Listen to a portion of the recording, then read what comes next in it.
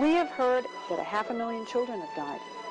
I mean, that's more children than died in Hiroshima. And you know, is the price worth it?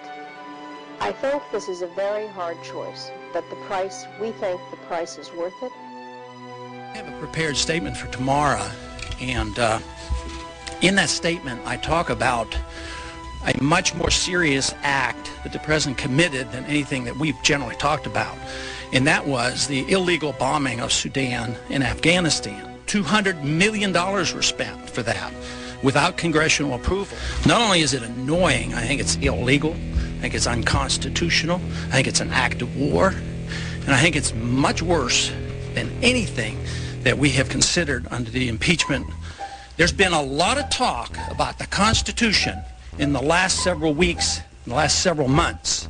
A lot of people holding up the Constitution. But I'd like them to read the Constitution, everybody here in this Congress, to read the Constitution about committing acts of war. This, to me, is an outrage, and we shouldn't be participating in it. We should not permit our President to do this. There's no threat. We're going to do more harm by doing this. If Congress were given an opportunity to vote on whether we should bomb Iraq, would you go along with that as long as it went through the procedures? No, I would strongly oppose it because they're not a threat to our national security. Iraq has a third-rate army. They have no ability to wage war. Our policies are deliberately destroying the country.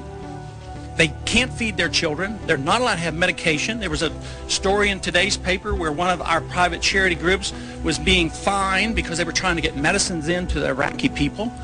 So for us to unleash bombs on Iraq at this particular time to kill more innocent people for narrow political reasons, no, there is absolutely no need to cause more bombing because of a very overall flawed foreign policy. How are you going to vote on impeachment? I'll vote for impeachment. For all 4 articles? Yes, unenthusiastically, because I think the charges are way too mild and not touching the issues that I would like to touch. I mean, that's what we should be addressing.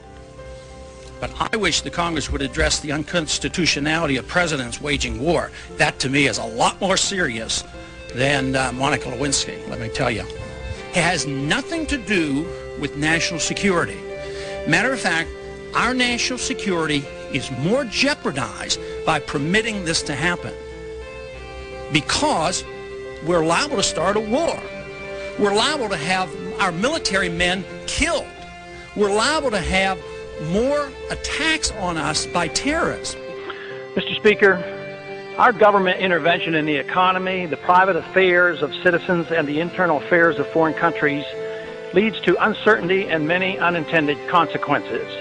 Here are some of the consequences about which we should be concerned. The United States, with Tony Blair as head cheerleader, will attack Iraq without proper authority, and a major war, the largest since World War II, will result.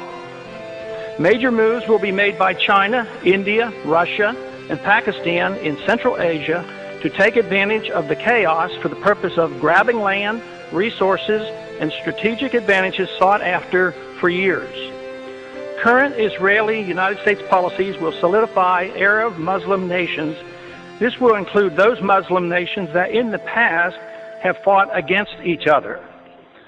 Some of our moderate Arab allies will be overthrown by Islamic fundamentalists. Many American military personnel and civilians will be killed in the coming conflict.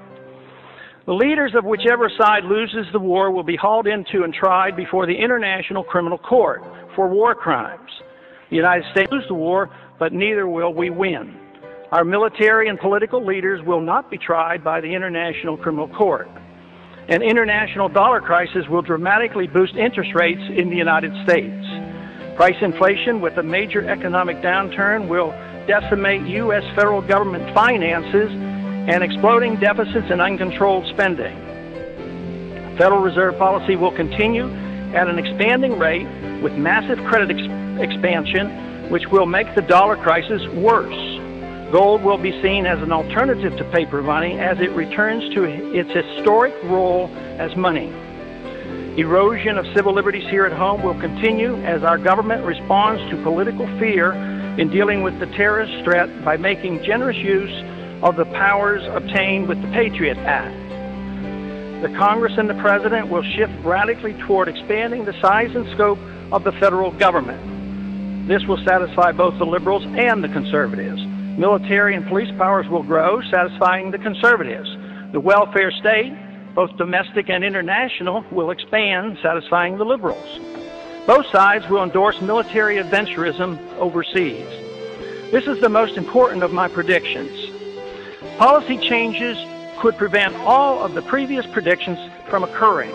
Unfortunately, that will not occur. In due course, the Constitution will continue to be steadily undermined and the American Republic further weakened. During the next decade, the American people will become poorer and less free, while they become more dependent on the government for economic security. The war will prove to be divisive, with emotions and hatred growing between the various factions and special interests that drive our policies in the Middle East. Agitation from more class warfare will succeed in dividing us domestically. And believe it or not, I expect lobbyists will thrive more than ever during the dangerous period of chaos. I have no timetable for these predictions, but just in case, keep them around and look at them in 5 to 10 years. Let's hope and pray that I'm wrong on all accounts. If so, I will be very pleased.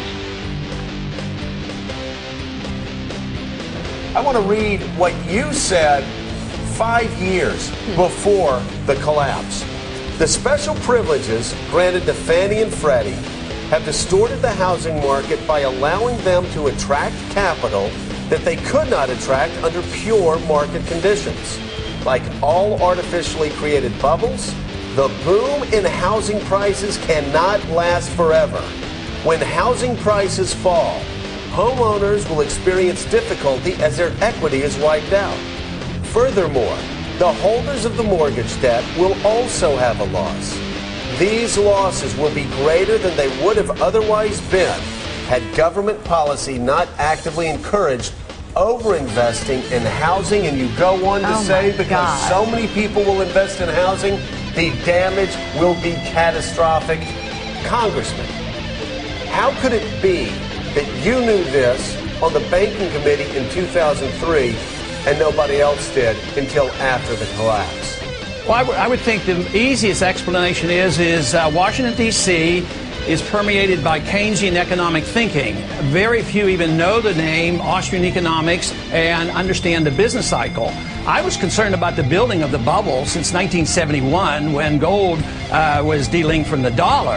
And to me, the more amazing thing right now is not only has the financial system collapsed, which is very, very bad and very dangerous, I believe that what we're moving toward now is the collapse of the dollar. And the collapse of a dollar, because it's the international reserve currency, I think is going to be much worse than what we have already witnessed. You have an announcement tomorrow in Iowa. I do. We're going to announce that I'm going to start an exploratory committee.